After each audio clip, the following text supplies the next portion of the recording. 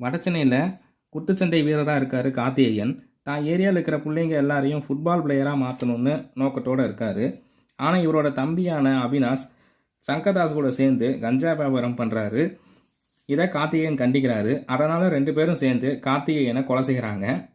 இந்த கொலையில் அவினாஷை ஜெயிலுக்கு போக வச்சுட்டு சங்கர்தாஸ் அவர் விடுதலை ஆகிற கேப்பில் பெரிய ரியல் எஸ்டேட் வியாபாரியாகவும் அரசியல்வாதியும் ஆயிடுறாரு. இவரை எப்படியாவது பழிவாங்க பிளான் பண்ணுற அவினாஷ் பெரிய ஃபுட்பால் பிளேயராக ஆகணும் கனவோடு இருக்கிற ஹீரோ விஜயகுமாரை மண்டையை கழுவி தான் காரியத்தை சாதிக்க பிளான் பண்ணுறாரு. இந்த கேப்பில் ஹீரோக்கு ஒரு லவ் எல்லாம் இருக்குது. இந்த லவ் பர்சன்ஸ்லாம் தேவையில்லாத திணிப்புன்னு தான் தோணுது. கிளைமேக்ஸில் இவங்க 2 பேரையும் ஹீரோ விஜயகுமார் கொண்டுட்டு எதுவுமே நடக்கிற மாதிரி அசால்ட்டாக ஃபுட்பால் கோச் ஆகிறதெல்லாம் லாஜிக்கல் எரர்னு தான் சொல்லணும். சிம்பிளாக சொல்லணும்னா டைம் வேஸ்ட்டு, மொக்க கிளப்பு. நன்றி, வணக்கம்.